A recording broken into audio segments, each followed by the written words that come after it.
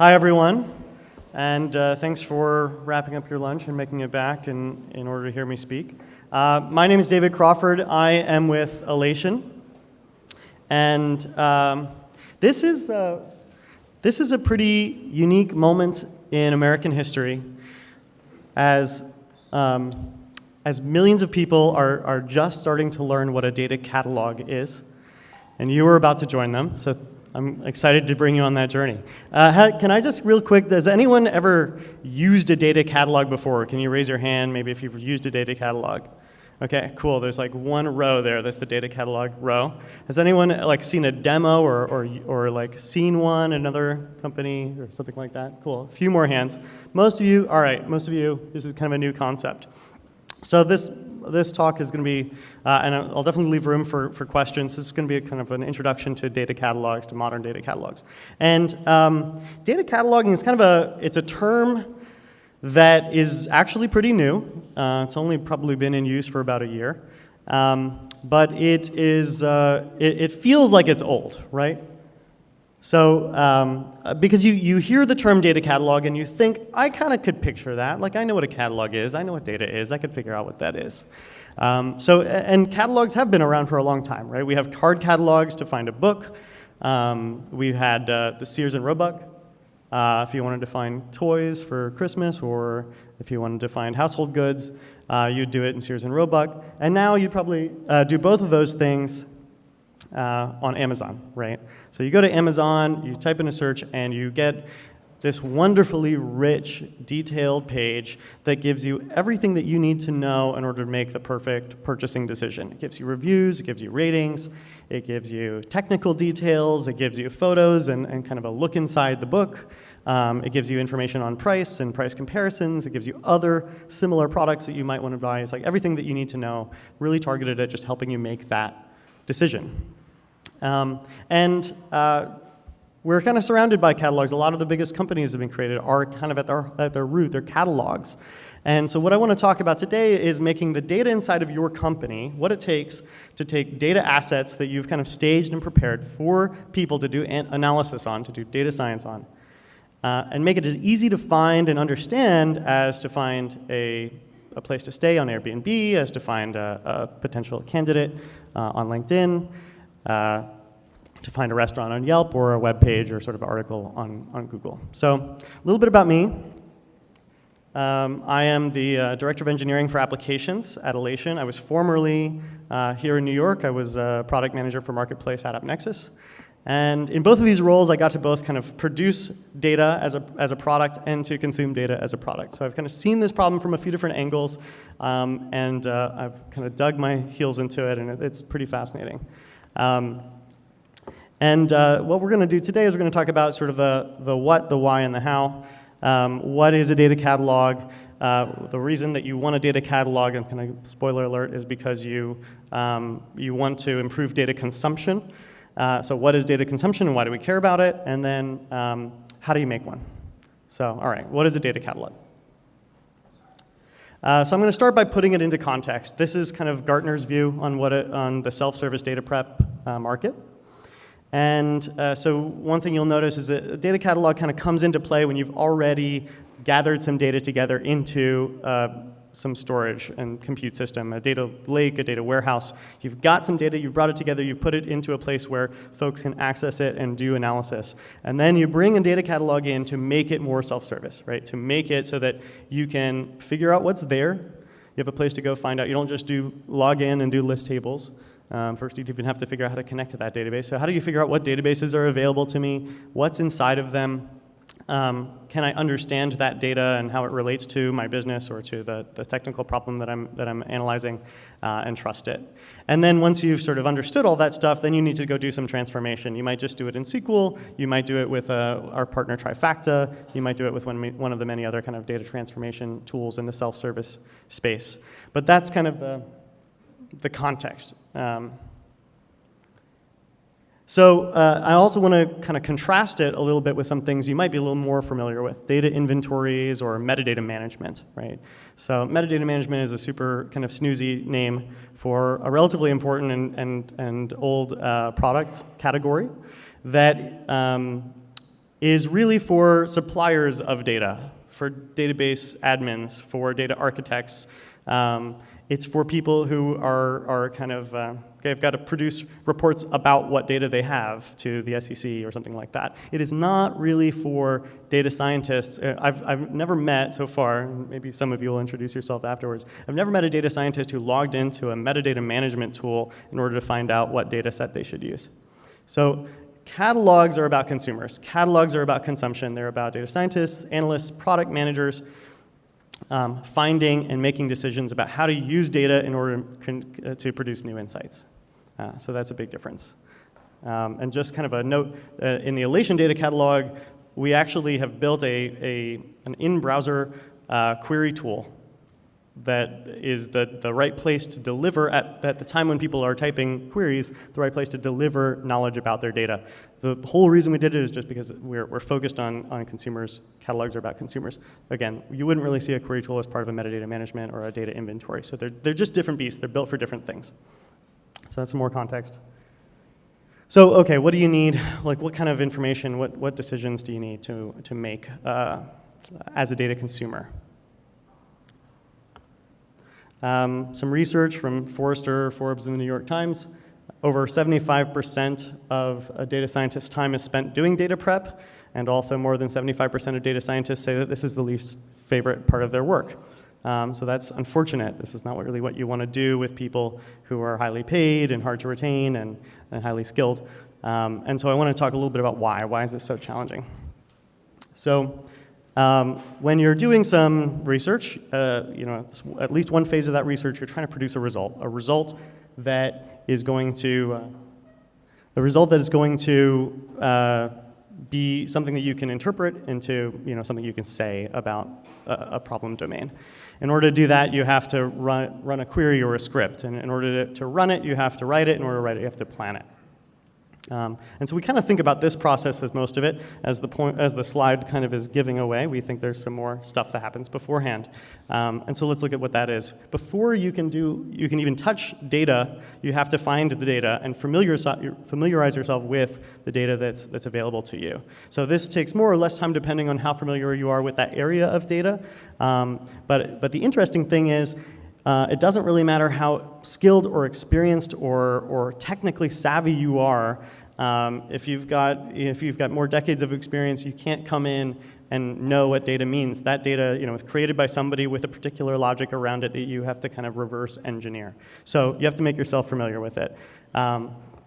So you'll ask questions like, all right, if you're really just entering a new data set, you just kind of want to orient yourself. What tables are important here? What are kind of the major metrics? What are the best practices?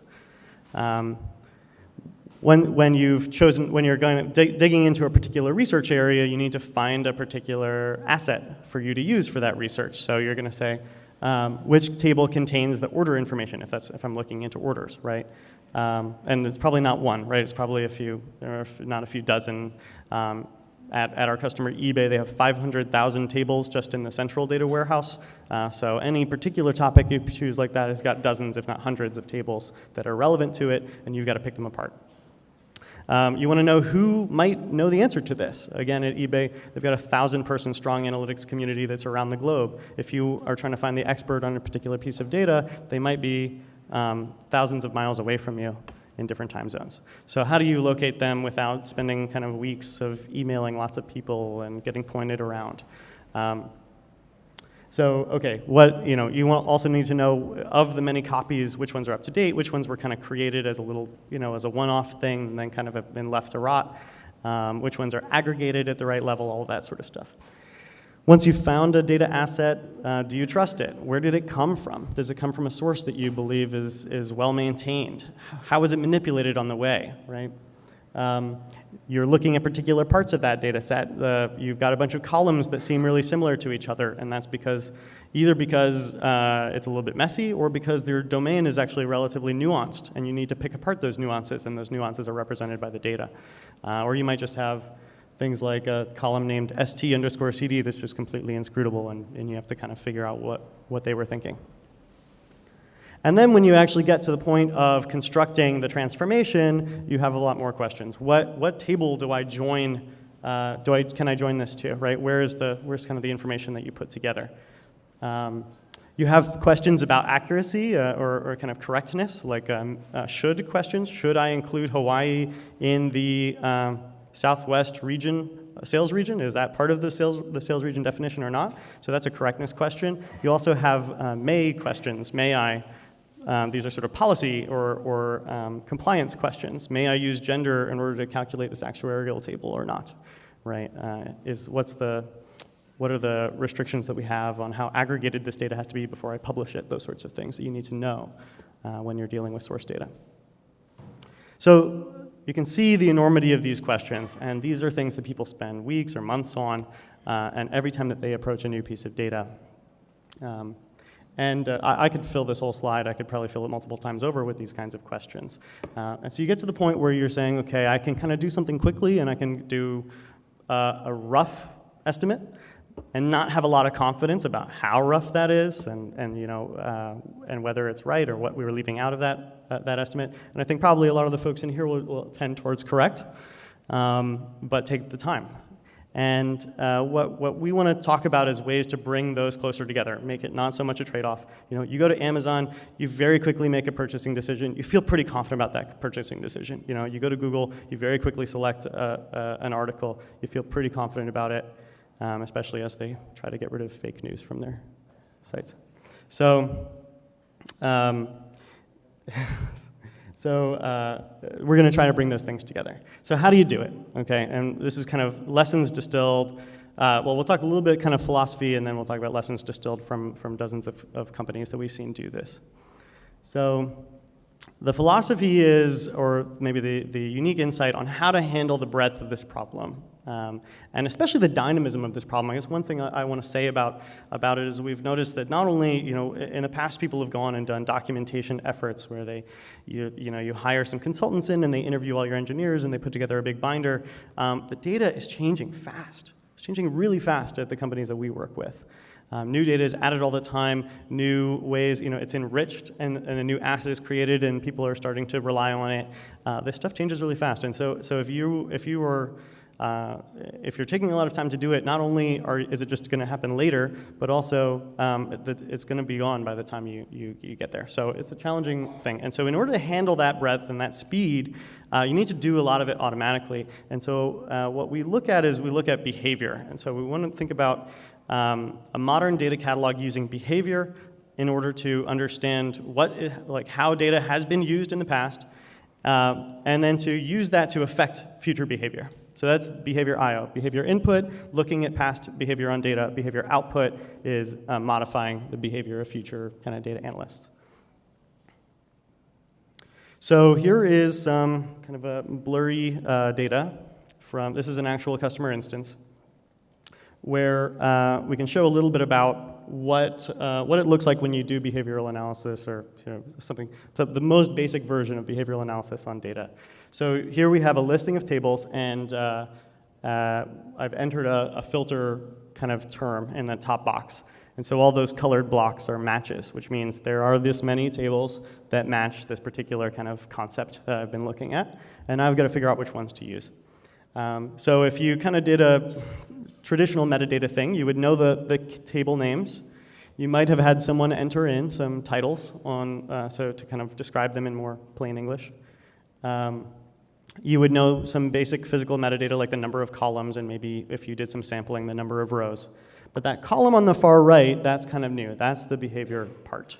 Popularity. So popularity is, in this, in our case, the way that we do it, is we look at the query logs that the database provides. So query logs provide this really amazing and rich resource for understanding behavior on data because they capture every single query executed by a person or by an application on that system, and they give you the account, they give you the SQL text, and we can parse that SQL text, we crunch a bunch of stats on it, and we come up with popularity. And popularity is actually a blended number. It's not just number of times it's been touched. We can also see variety of uses and also see things like variety of people who use it. And so you can kind of blend that all together. And it's kind of similar to what you see in your browser bar, right? So you're kind of familiar with this. You start typing a letter, and the browser bar is using kind of another similar idea, frequency and recency combined.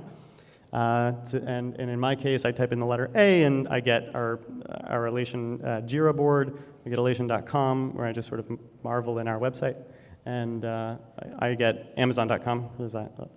And so these are things that I've just kind of done recently, and I do a lot. So it's the same idea.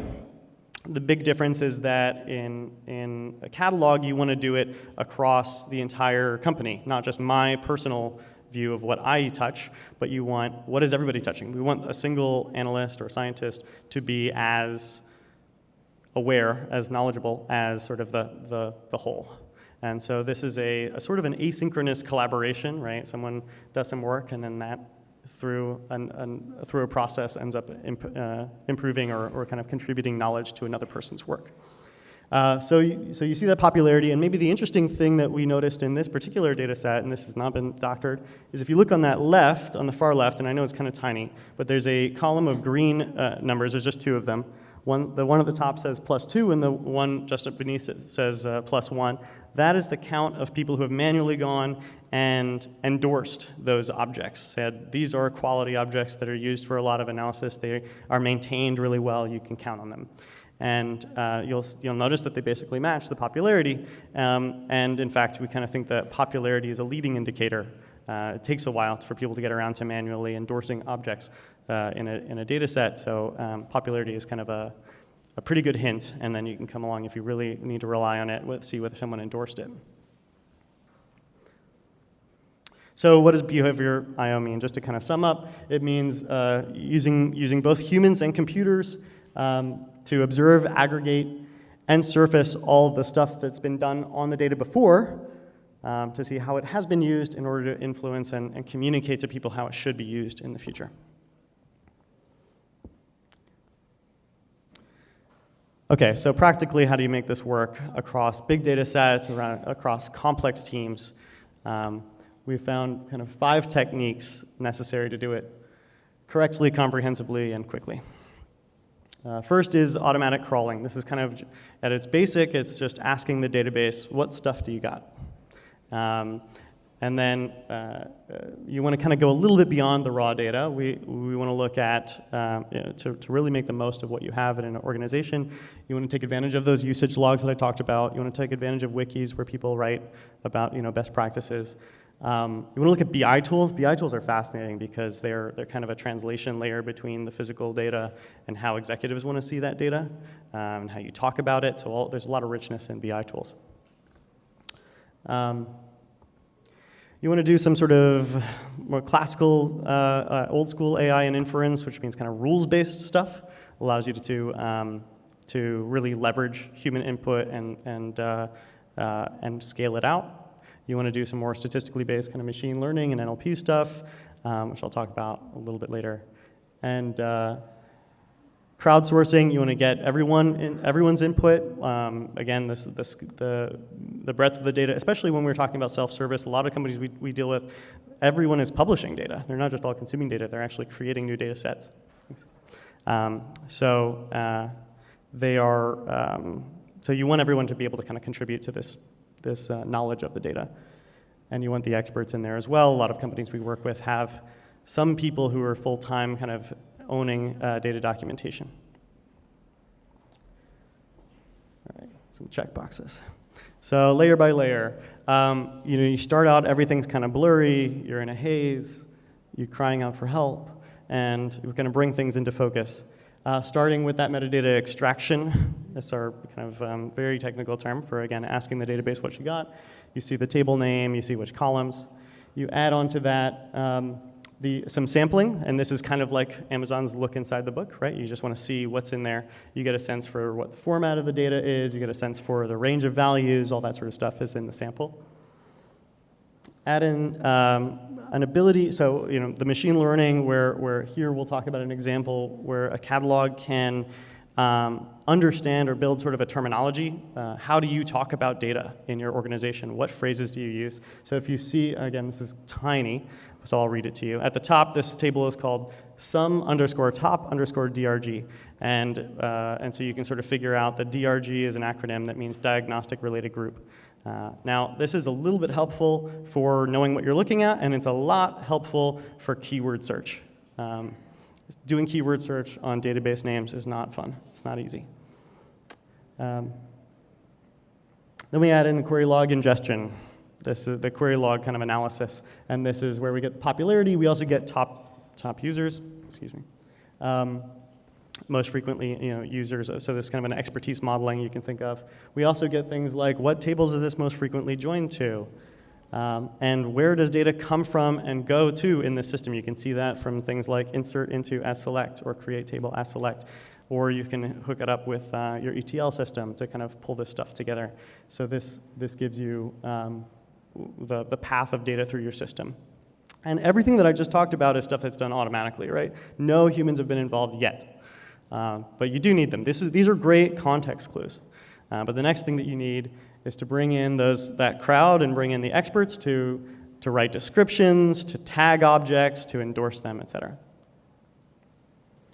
And really key to doing all of this is to get the appropriate interaction of the automated and the human done, right? You want the automated stuff to leverage the humans, to manage scale. Sometimes you want the computer to think of the right questions to ask the humans and say, hey, this is what what your user base needs from you right now, is they need to know about these 5 tables that they keep stumbling on. They need to know, people keep writing different expressions to come up with the same metric, which one is right. You do things like that. You want humans to enter in structured information that then the computer can learn on. So getting this stuff right is really important. So that is it. That is how you build a modern data catalog. And I think how much time do we have? 5 minutes maybe for questions? 7? All right, we have 7 minutes for questions. So I hope you have a lot. Go ahead. So in some organizations, it might not be appropriate for all users to have access to all the data. Do you guys support various levels of sharing depending on who's accessing the data? Sure. The question was, in some organizations, not everybody can have access to all data. I've been surprised at some organizations that do. But the answer that we think is, you already are managing that access control in the database. We try not to make you manage it again. So we just read it from the database, or we defer to the database in order to know what a user has access to. So you have to log in to Alation. You also log in with your database credentials, which can then be used to kind of test access. Who's usually the champion of a project to say you want to be with a data catalog? Is the CIO, is the CU, chief data officer? Who you talking to usually? Yeah, so the question is, who's the champion who's going to lead a project to create a data catalog? And it varies quite a bit. We've seen people sort of at the VP of Analytics level. We have seen people at the Chief Data Officer level. We also see it lower. Sometimes it's done in smaller teams where they manage some more of their own data. eBay, for instance, has an analytics leadership council. So their analytics is somewhat centralized under finance, but it's definitely quite diffuse. But there's kind of a way that they've brought together people to drive the practice forward. So it's really, I think it's as many different ways as people drive the practice forward in different companies. That's kind of what we see. It is a challenge. Did I see some more questions?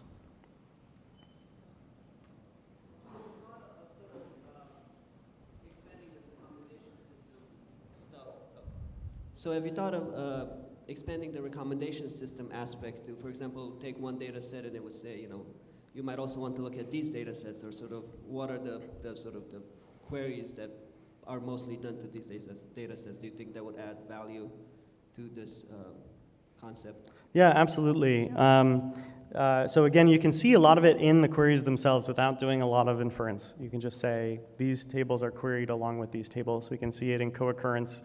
A co-occurrence in the query, we can see it in actual joining, right? So you can see it in same groups of people maybe use the same queries. So there's a lot of ways to do it without maybe a ton of smarts.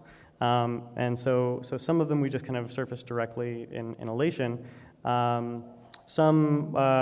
We've seen there are some products that do sort of auto tagging, so they see which things have been tagged, and this is something we'll kind of want to do in the future. So you can bring those things across. Queries also, are kind of interesting.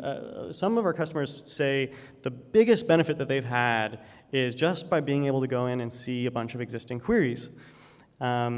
And say, I'm not starting with a blank slate, I'm starting with something that already works, that was written by someone who knows the data pretty well. It's probably got most of the gotchas handled in that query. And so what's cool about it, but it's a little bit hard to do because you can't just have a long list of SQL, because then reading the SQL to understand what it's trying to do is harder than creating it by itself. So it has to be something that was maybe meant for reuse. So we talk about sort of published queries in Alation. People publish them in order to kind of show up more front and center. We also, you go to a table page, you can just see example queries on it. But it also has to have a name. It has to have a title. So forcing people to save with a name in human language means that it's much easier to scan through than just kind of capturing everything. So there's a little bit of a dance between just surfacing all the queries and kind of curating it a little bit more. I think maybe we have time for one more question. I have one back here. You mentioned using crowdsourcing / gathering reviews, et cetera, for data collection. How important and what are some creative ways that you can do that and leverage that for making a more expansive data catalog? Yeah, so the kind of neatest, in my opinion, kind of most experimental thing we've done with that needs some tweaking, I will admit, so we're working on it, it's kind of in beta, is that when you run a query, so since we have this query tool that is connected deeply with the catalog, when you run a query and you're sitting waiting for the database to come back, we look at the query and we see if there are objects that don't have much documentation around them, and we just start asking you questions about them. It's like, hey, while you're hanging out waiting for the database to respond, can you chime in here on what this thing is? So that's kind of that's one way that's kind of built into the product. There are a lot of others that have to do with. I think, I guess the thing it's simple, but it's what we've seen, is that there are certain people in the organization who get all the question spam, right? They're it's clear, they're known, that they're sort of leaders in the analytics org, and everyone comes to them with a question, and they're just like, I can't do my work because I'm constantly writing this stuff again in emails and answering it over Slack or HipChat or whatever, and Microsoft Teams. And they just start to respond with links to the catalog instead of responding by writing the thing again. So responding with links to a query that I wrote, responding with links to the table page where I've added a description and where it's already collected all this information about it. It just feels more like, okay, now after a while, after I send them 5 links, they'll just go to Alation and search instead of emailing me. So that's kind of the number one crowdsourcing technique that we haven't even had to employ a lot, but that's what we see happen. Cool. Thank you so much for the thoughtful questions, and we come over to the booth if you want one of these cool shirts. I'm only here because my query's running. We've got them over at the booth. You talk to Jeff or Anand. Thanks a lot.